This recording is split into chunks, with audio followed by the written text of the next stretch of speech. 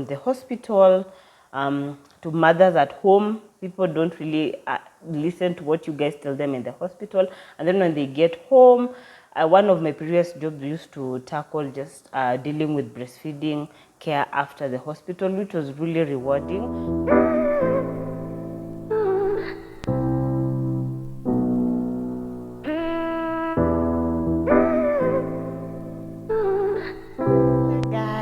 And welcome back to my YouTube channel. My name is Charity. I'm a practicing nutritionist in Kenya, certified at that, and I'm also a mental wellness advocate. Welcome to Charity Safe Haven, your plug for everything nutrition. I know I've just been all over the place trying to juggle all these things. It's quite difficult. Don't forget to subscribe if you're an aspiring nutritionist, if you're a nutrition student, if you're a fellow nutritionist and you feel like you need extra helpful tips for you to navigate the nutrition career. This is your plug. Don't forget to leave a comment, like, share, let people know about Charity Safe Haven. Let's keep on growing. I want this channel to grow, and I'm trying to strategize on ways on how this is going to work. So your support is highly appreciated. Videos about frequently asked questions on interviews I've been and how I navigated answering those particular questions, and they never let me down, by the way. I feel like my previous job, that basically was what I was asked, and I got a call back, and I had like a 1 year, 1 year and a half experience of clinical nutrition. So yeah, it's very helpful and it's not long, so you can just put me on and listen or read if you're in a busy environment. So today I'm going to talk about how to establish your niche as a nutritionist, and this I feel like most of us really need, because I feel like if you're all over the place, you'll not be able to offer your best. Because sometimes for me, I feel like when I don't just settle on a specific topic a month and then I expound on that topic, I won't be able to create quality content for my pages. So for me, what I usually do is every month I have my own social media calendar. Every month I know this is a particular topic I want to share, because I share about general nutrition knowledge, education. I'm a nutrition educator. So I just pick a topic and I feel like I thoroughly research on it. I come up with posters, I come up with just everything people need to know about that particular topic. And then I just dedicate that topic to that particular month. Like the month of August, which is almost coming to an end, was all about breastfeeding. So what I did is I was creating content around just support by the theme of the breastfeeding for this year, bridging the gap, and just offering support to the breastfeeding mothers. So that is what I created my content for. So I'm going to take you through a guide. Let me just call it a guide to establishing your own nutrition niche, and just examples of nutrition needs and just helpful tips from me if you want to start your digital content creation journey, which I highly recommend, because out there people are doing nutrition job. And yeah, so come, let's talk, listen in. So what I want to talk about first is why should you specialize, like per the topic nutritionist. Why should I specialize? I feel like when you specialize, you become sort of an expert content creator in that particular field. Let's say like you're a nutrition diabetic educator, so you're educating people about nutrition in diabetes. So you'll just purely be researching on nutrition and diabetes, and this will make you an expert in the field, because you'll be reading more needs, you'll be just creating specific content around that. So it will just make you sort of an expert, and then it will give you credibility. People just, you know what, like I think Beth Wanjiru, I leave her handle on TikTok. She just talks about complementary feeding and offers tips on just how to properly do complementary feeding. So if I want to talk about complementary feeding, I want to know about complementary feeding, what I'll go to Beth's page on TikTok, and I look her up. She's talking about complementary feeding. Just find there are different nutritionists talking about different things, and the market demand. That is another area I feel like why you should specialize, and I highly recommend it because I feel like there's some areas in nutrition that are really in demand, especially breastfeeding, bridging the gap from the hospital to mothers at home. People don't really listen to what you guys tell them in the hospital, and then when they get home, one of my previous jobs used to tackle just dealing with breastfeeding care after the hospital, which was really rewarding. So there was just a huge market demand. The diabetes is on the rise per the graph. These lifestyle diseases, non-communicable diseases are on the rise. Just pick one, because I know we learn all these things in school, and when you go for your internship, you can go to different departments and know which area you are good at and specialize in. And then just personal fulfillment for you, why you should specialize. For me, I feel like that job where I used to deal with just purely breastfeeding mothers, children, complementary feeding and everything, I used to get so much reward from a mom calling you and telling you know what, you really helped me. I didn't know how to latch. I did not know how to position my baby properly. I'm having cracked nipples. I have low milk supply. You're just in these WhatsApp groups that offer accountability, offer support. Mama support is very, very important. I used to get really gratification. I think that was the best part of that particular job, even if it had its own downside. The second segment I want to talk about is identifying your niche. Assess your interest, like I said. When you go for your internship, which I highly recommend, you can gauge which area you're good at. You know, for me, I was good at diabetes education. I was good at mother and child. So if you notice, most of my content, I always try and curate it towards either diabetes, lifestyle diseases, mother and child, or just these lifestyle diseases here.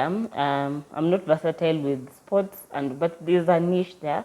So assess your interest. If you're good at sports nutrition, which is really needed out there, because I feel like most of these gym instructors and people who have not done nutrition are doing the work of nutritionists. So please, yeah, consider your strengths too. So if you find out you're good at counseling mothers on complementary feeding and all that, deep understanding of biochemistry, deep understanding of analytical skills, teaching. Like, you know, some of us, we really neglect teaching, but if you come to teach, you'll just find you're natural at teaching. Breaking down these complex terminologies to easily understandable terminologies which people can really relate to. And I feel like if you don't do this, you'll not know strength. Let me just say that. So it's just good to identify your niche, which will help you just bring out your strengths too. Research market needs, which is very, very important. This is a helpful tip coming from me. Don't just be everywhere. Research your market, know like what the clients need, know what your audience needs, and if you convert your pages to professional pages, business pages, it will be able to tell you the demography of the people who are watching your content, who are consuming your content, the questions are being asked by the people. So you'll get to know, like, you know, my audience is 30 to 40. So what do 30 to 40s need, you know? Like, do they need functional food? Because past 30, of course, your body starts to give you signs, so you have to really take care of it. Is it weight management? If you're trying to lose weight, fertility issues, hormonal balance. So you get to just research your market so well, so that when you start creating your content and establishing yourself in that particular niche, you know what your market needs, so that you don't get discouraged along the way. And then the third segment I want to talk about is building expertise in your niche. So let's say you've identified, I'm good at counseling mothers, I'm good at talking about breastfeeding. So what should I do? Yeah, advance on your education and certification. Of course, me, I will not want someone who is not certified or doesn't have credentials to talk to me about a particular issue. So if you've discovered, you know what, I love working with babies, I can do peds, go do a course in pediatric nutrition. A Nutrition Academy of Kenya, they offer these specialized courses. You can just, I don't know if I'm allowed to leave the link to the WhatsApp groups. You can just contact the people who are at the NAC, so they can be able to help you just continue advancing. If you're interested in sports nutrition, just find an online course or a diploma or a certificate that specializes in sports nutrition, and then you go and now continue specializing in sports nutrition, so that when you come and start building your niche, sharing content around your niche, you'll be able to help them. Specialized training and workshops. So this will make you like, you know what, I'm interested in diabetes. So what should I do? I should start attending workshops on diabetes, seminars, courses to just specific nutrition management in diabetes, which foods, and glycemic load, glycemic index, and all that, so that you can be able to be good at when you're educating people, when you're creating content, people will be able to know like, okay, this girl knows what they're doing, this guy knows what they're doing, and they'll be able to see credibility in what you do. And then clinical experience, you find like, you know what, me, I'm good at working in the hospital. For me, hospital wasn't for me, but it was a good experience. And I got to know that because I tried and I worked and gathered experience in clinical nutrition. And I found out nutrition clinical nutrition wasn't just for me, but I actually did enjoy working there. So I got a chance to be in very good attachment centers, very good internship center, very good groundwork for my clinical experience, and I don't even regret it. So if you found like this is what I want to do, go volunteer, go do your internship. Even if there are no jobs, just go and continue gathering experience, so that when you come and tell people about it, you'll be able to show them like, you know what, I have this background and this experience in maybe pediatric nutrition. I've worked, volunteered or interned at Gertrude's, which is a children's hospital.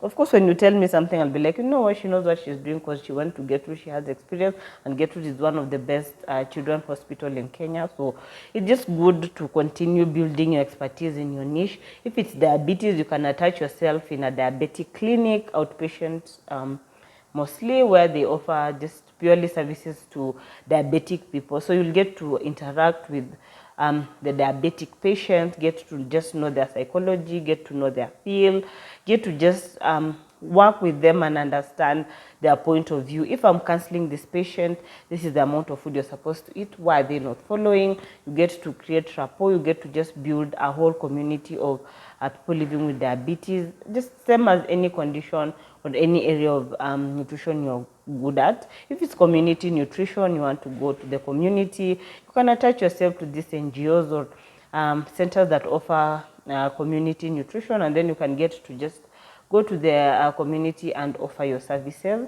and partner up with NGOs to come up with projects that will be able to benefit the community at large. Yeah. Another segment is creating content and now sharing knowledge. That is if you're comfortable with being on social media. You know, some of us, yes, we are comfortable, but there's some people who are not comfortable to be on social media. They're comfortable to just be behind the scenes, work in the hospital, and just offer services there. So the first thing about creating content and sharing knowledge is starting a blog or a YouTube channel, like I did. Blogging wasn't for me because while writing, it's quite difficult. Share your knowledge on YouTube. Lilian Mumina has her own YouTube channel. She shares her expertise, and I've seen a lot of nutritionists coming up with nutrition channels to just help. Also blogs, you can get to know people's experience, get to just learn and share what you know about your niche, evidence-based, add citation, credible sources, and social media engagement. I feel like for me, I'm wanting in this area because I feel like I look at my numbers and I'm like, you know what? Is it worth it? Should I continue creating content for these people? But I'm like, you know, you like creating content, you love it, so please do it. So you can use platforms such as LinkedIn, Instagram, Facebook, X, TikTok. There are a lot of people there who want such information, and you can just share snippets of videos, reels, voiceovers, and these skills you get to learn on the job. For me, editing videos, I got to learn as I continued pursuing my digital content creation. Some of my skills are self-taught, and I wouldn't want to be doing it for free, so I'll talk about monetizing later on. Writing for publication, and I was talking to someone and they were like, you know what, you can just be writing and then publishing in these peer-reviewed journals, and you can just write in magazines, online platforms, just start a question on this forum, and then just continue gathering information about your area of expertise. Another thing I want to talk about, another segment, is networking and collaboration. join a niche specific to what you're interested in. If it's a diabetic forum, if it's pediatric nutrition forum, if it's just managing the NCD forum, breastfeeding, mother and child nutrition forum, geriatric nutrition. I feel like that is also another area people have really neglected, the older generation, and they really need nutrition care. So you can just do that, and they'll be able to provide resources to you. You can be able to just build a team of people who will be guiding you and also sharing opportunities to you, like, you know what, I'm going to this forum, I'm going to this golf club, I'm going to this, and I would want a nutritionist to come with me who talks about, let's say, weight management in older generations. So you'll find that you'll actually get the clientele you need, and then now you can start thinking about monetizing. Because I feel like when you dive into it head on thinking about monetization, It was at this moment that he knew. He fucked up. 2,000 years later. monetizing your work, and you haven't even just put these proper measures in place, you're going to have a very hard time. And then you'll be able, in that networking niche, you'll be able to collaborate with experts and be able to put yourself out there, like collaborating in people's YouTube, in people's blogs, in people's podcasts, and all. Another thing is monetizing your niche. You can do this by being a consultant. That's why you are specializing in that area of expertise. You can consult in private practice. I know most people do that. And then speaking in engagements and workshops, and then you get paid for your services. Then product development. I feel like this is also an area we are really lacking. I don't see any product, Kenyan-made nutrition product by most of us nutritionists. I don't think I've seen it. Product development, I feel like it's something we should be looking at. Really, I feel like that's a good idea, right? Yeah, you can just develop like an energy bar, healthy snacks. So I've been looking into healthy snacking. And if you can come up with a product on healthy snacking to just help people remain having optimized energy throughout the day and still eating healthy instead of reaching out for the packet of chips. And then continuous growth and adaptation, that's the last segment I'll talk about. Please continue staying informed in your area of expertise. If it's diabetes, be on this forum, read all these researches that are coming up, be on the know-how. And then and adaptation. If you're into social media, you can be asking your audience about feedback, what they want to know, any questions, polls. And I feel like that is what I've been trying to incorporate into my social media pages, to just get people's feedback and know, like, am I doing the right thing? Do I need to be flexible enough? Do I need to change? Do I need to adapt to suit my audience needs so that I can keep them? I'm sorry this video is so long. And then the last segment I want to talk about is examples of niches in nutrition you can try. Yeah, just helpful tips from me to you, because I love you guys. Yeah.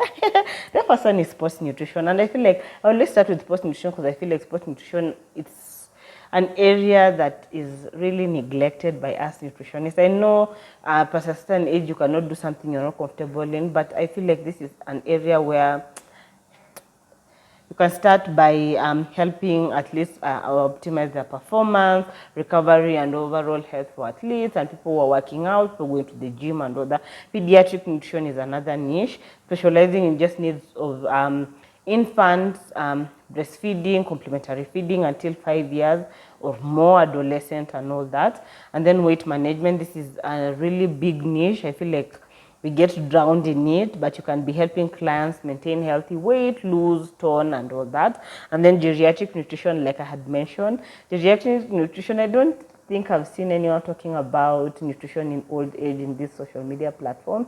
That is an idea I'm giving you guys. You can just start creating content around geriatric nutrition and then functional nutrition.